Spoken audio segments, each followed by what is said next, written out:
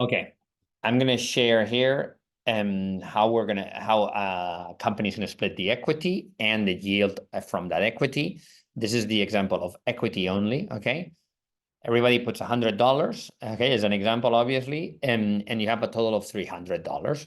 That means that everybody has 33% of the equity. Number of shares to 134. Okay, I took 1,003 because being three people. This example. Okay.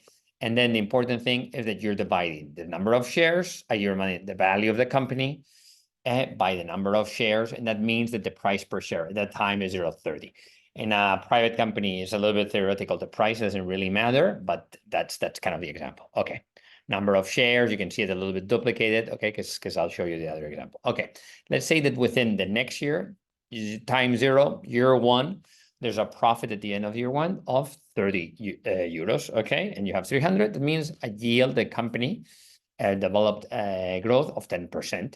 And supposedly, if the company were to disband, it would be 10% additional reward on the money invested. Great, okay? Then every person individually would need to pay taxes, but that's the current yield, okay? Nothing changes, 33% of the company, nothing changes, number of shares. Then what is the yield in euros? Okay, meaning if the company were to disband or the company gives dividends, 10 euros, 10 euros, 10 euros. Everybody has exactly the same proportion. Then what happens when someone actually invests 50? Okay, the proportions change.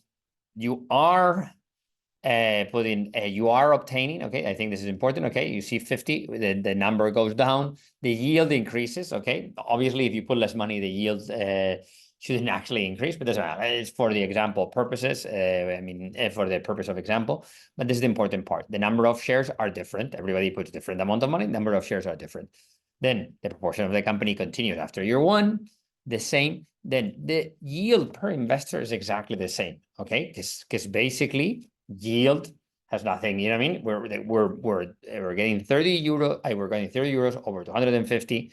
Great. Okay. And let me change the example. Let me make the example 150 here. Someone is okay, because then you have the same proportion, 10%. Everybody gets 10%. Okay, it's a little bit the same example, but I made sure that the number was the same. So that way it's conceptually easier.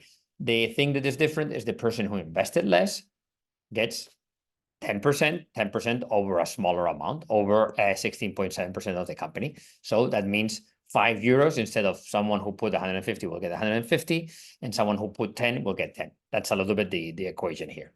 Then I'm going to stop here, and I'm going to do the second part where I'll share what the equity with sweat equity will look like. Okay, let me turn this off.